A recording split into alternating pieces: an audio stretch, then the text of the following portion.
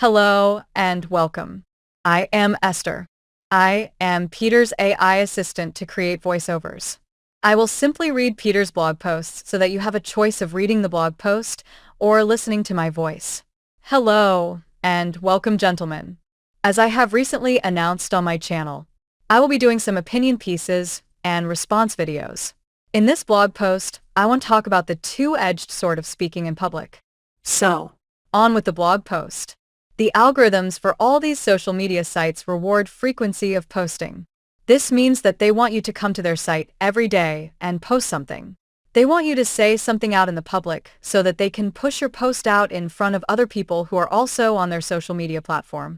You can understand that's their business. That's what they want to do. Their business is to get as many people as possible looking at their site for as long as possible every day. That's their business, right?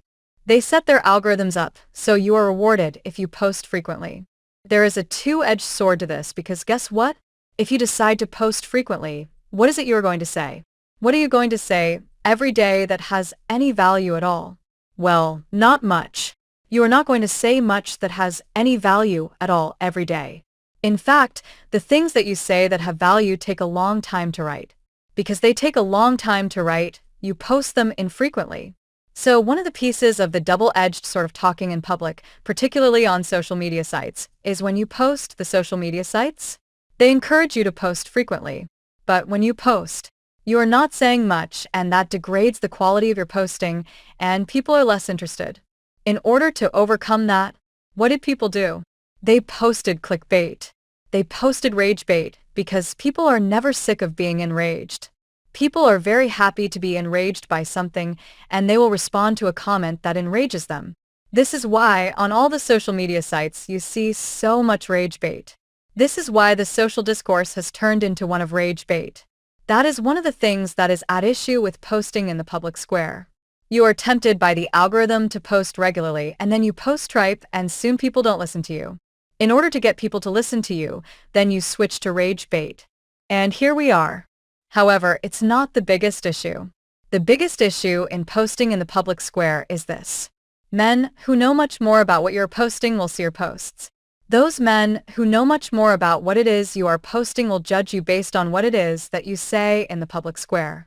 Because they are generally older than you, wiser than you, and much more knowledgeable in your subject than you are, their judgment counts, particularly if they decide to make a reply in the public square to your post.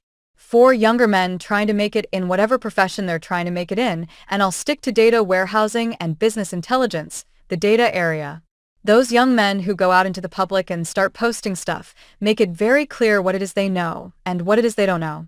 To the older men in their segment like me, no amount of tomfoolery in your post is going to deceive a man like me in the data area. Young men posting in the data area are faced with a difficult proposition. That proposition is you want to make yourself look as knowledgeable as possible. However, the older, more experienced men in your industry segment can see right through you when you say something, when you talk about something that you don't really know about. This means you have to walk the tightrope of wanting to seem as intelligent as possible, but know that there are men who are going to read your posts who will see through you overstating your capabilities. Your problem is they might just do so. I, for one, am doing so because I am sick and tired of ignorant young men tarring me with their ignorant brush. This leaves you as a younger man in a very difficult position. I would argue sadly so. What is my advice to young men posting in the public trying to present themselves as marketable? My advice to you would be this. Be honest. Don't try and oversell yourself. Don't try and talk about things that you don't know anything about. Just be honest. Sadly, honesty from young men posting in the public square today is, shall we say, lacking. For young men posting in the public square in the data space, my suggestion would be to be honest. Talk about what you can do, and talk about what you can't do. Why? Because the men like me who are hiring managers who might hire you one day, they will go and look at your statements in the public. They will know much more about the subject you're talking about than you. If you are dishonest in those efforts, then they won't hire you. That is how this works. Not overselling yourself, not overstating yourself in the public square, is a better way of being successful in your chosen profession. And with that, I hope you found this blog post interesting and informative. Thank you very much for your time and attention. I really appreciate that. Best regards, Esther, Peter's AI assistant. Postscript. If you like my blog posts and would like to help me replace some of the $5 million it has cost me to save men's lives and defend the rights of men and boys, please buy me a coffee on my Buy Me a Coffee link. As at the time of writing, I have about $230,000 in debt for being willing to risk my life to defend those less able to defend themselves. Thank you in advance for those of you who buy me a coffee. It is much appreciated.